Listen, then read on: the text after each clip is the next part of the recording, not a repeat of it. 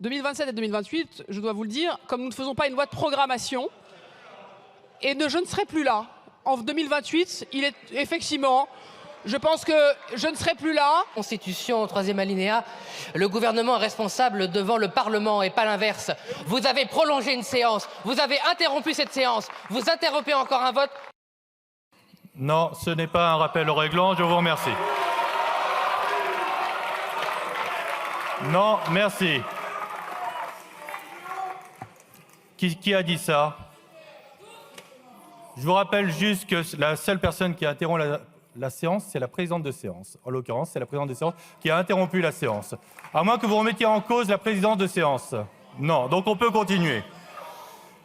Merci beaucoup, Monsieur le Président. Je m'attendais à ce que Wauquiez dise une bêtise, donc je le faisais en prévision. Mais pour répondre... on dit monsieur par correction. On appelle, s'il vous plaît, Monsieur Boyard. Monsieur Wauquiez dise une bêtise. Non, pour répondre à Monsieur le rapporteur. C'est Monsieur Wauquiez, Monsieur Boyard. Et la différence n'exclut pas la politesse. Et c'est d'ailleurs pour ça que je vous ai laissé parler en premier, parce que j'étais certain que vous ponderiez une énorme énormité, signe une fois de plus votre incohérence. Il faudrait quand même que le bal des hypocrites s'interrompe. Pourquoi je dis ça?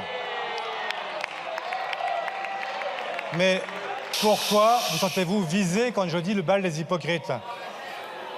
Je n'ai pas encore parlé. Donc attendez. Monsieur Faure, le bal des hypocrites, j'ai cru m'étrangler. Et je crois que je ne suis pas le seul ici, parce que vous êtes présenté il y a quelques jours en nous expliquant que vous étiez là pour taxer le grand capital et les ultra-riches.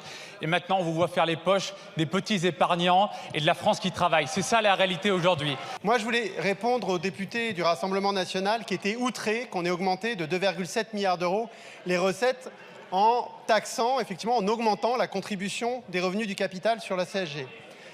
Je vais vous dire exactement combien ça coûte. Parce qu'effectivement, vous ne faites pas très bien les calculs. En général, quand vous avez au plafond un plan d'épargne logement, vous avez 61 200 euros. Et vous avez raison, les gens qui ont 61 200 euros en PEL vont être touchés par ce qu'on a voté tout à l'heure. Ça va leur coûter 15 euros par an. C'est peut-être beaucoup pour vous, 15 euros par an, mais à mon avis, pour celui qui a 61 200 euros, c'est pas beaucoup.